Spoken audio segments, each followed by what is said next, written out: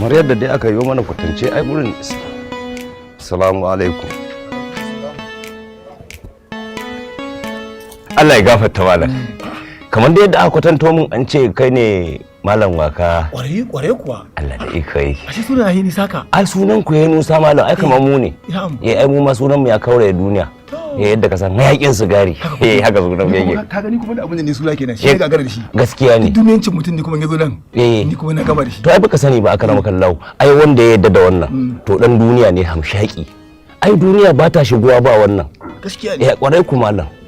Wani ina ma za ka zauna bi. Allah sarki. Zai tukuna. Lafiya da tukuna. Dalibi ka kawo ne? A'a ba dalibi na kawo ba wannan ko da dalibi ne mallaki na ne. Amma zai tashi jahili kuwa. Ai ka san karatun kamun ludayi ne malam. Kamar azubo kunu ne wannan ya kama wannan ya kama. Amma na kan ba irin wannan bane. Ai ni na azuku ne. Ni tawa makarantar dira ake malam. Allah ya gafarta Allah. Hadalla. Wannan zai so zo da. To baka fahimce ni ba da kyau. Kware kuwa. Ni ne mijin ni ne baban Abu. Abu wace Abu kenan? Yarinya da aka kawo wa malam aikatau. A matar malam ne ko? To matar malam ne. Yawwa. To ai tana ciki ban gane zai zancan bari shi. Baka gane ba ko? To ai zaka gane malam. Ai shi ba a ganewa da baccin makaho. Sai an dungure shi. Wannan gaskiya ne. To abin da ya kawo ne na zo neman yarinyar ne. Haka ne, bara ji a kira wuta. To yanzu matan malam din tana kusa? Sai ta bayani sosai ko? To kan kira ta malam.